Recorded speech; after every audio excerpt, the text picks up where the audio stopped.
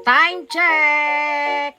Alauna na nga tayo natapos! Ayan nga yung ating mga ginawang cake. At tayo ay nakaligo na. Huwag kayo mag-alala dahil nga nagpahinga ako bago nga ako maligo. Tapos nga gigising pa kami ng maaga dahil nga maaga ang aming meet up.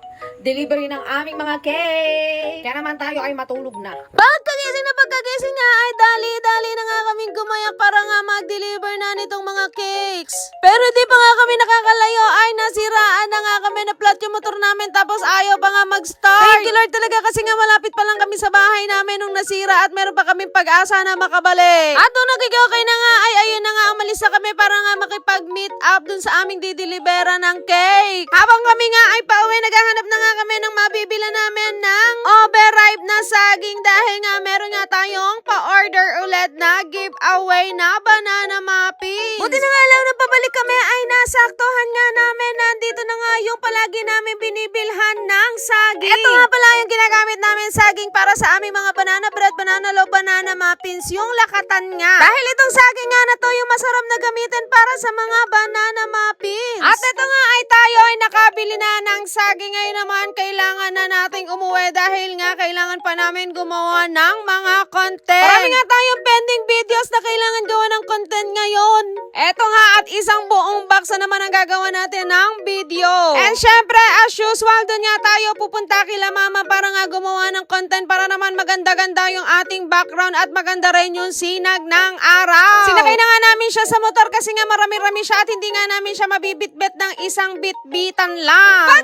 Pagkababa nga namin ay yung asawa ko nga ay magse-set up na nga ng aking mga gagawa ng content. Buti na nga lang talaga ay napaka-supportive ng aking asawa at hindi nga ako ganoong napapagod sa paggawa ng content dahil nga siya na nga ang naggagawa at nagse-set up dito. Basta ako ang gagawin ko na nga lang ay mag-intay dito sa Gedli habang siya ay nagsiset up. At ito nga tinutulungan pa nga siya ng aking anak. Ito kasi bunsong anak namin ay talaga naman kapag nga meron kaming ginagawa napakahilig niyang tumulong. Akala nga lang niya naglalaro-laro lang kami. Nakakatawa nga lang rin talaga kasi nga napakalaking tulong din itong TikTok. Nakukuha mo nga ng libre yung mga gusto mo tapos kumikita ka pa. Yung bahay nga namin ay punong-puno na nga ng free samples na ipamigay pa nga namin yung iba noon. Pero everyday talaga hindi maiwasan na meron talagang dumadating palagi. Kaya sa mga gusto mag-affiliate dyan, simulan nyo na nga ngayon. Para naman kahit nasa bahay nga kayo ay meron din kayong extra income. Eto nga tapos na kami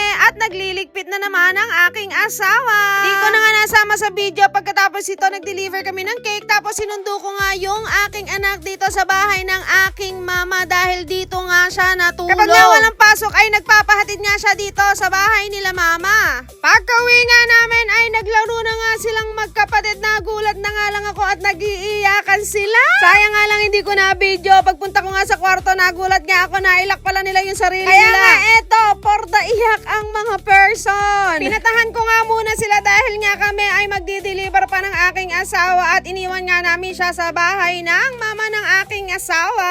O diba, grabe, sobrang busy rin tayo today dahil nga napakarami nga nating i-deliver na cake tapos nakagawa pa tayo ng content para nga sa ating pag-a-affiliate. At syempre, hindi natin kakalimutan na ang mag-video-video para nga sa ating daily vlog. Nung makatapos nga din kami mag-deliver, ito na nga yung ginawa ko. Nagpunta na nga ako dito sa bilihan. Dahil nga kailangan nga namin bumili pa ng extra na all-purpose flour. Yun nga ang kauna-unahan na hindi pwedeng mawala dito sa aming bahay dahil nga kami ay palagi ngang nagbebe. At ayun na nga, hindi na naman matatapos ang ating vlog for today dahil nga pag-uwi namin ng bahay ay napakarami pa nga namin gagawin sa bahay. Kaya naman kung gusto mo nga maging updated, mag-follow ka na!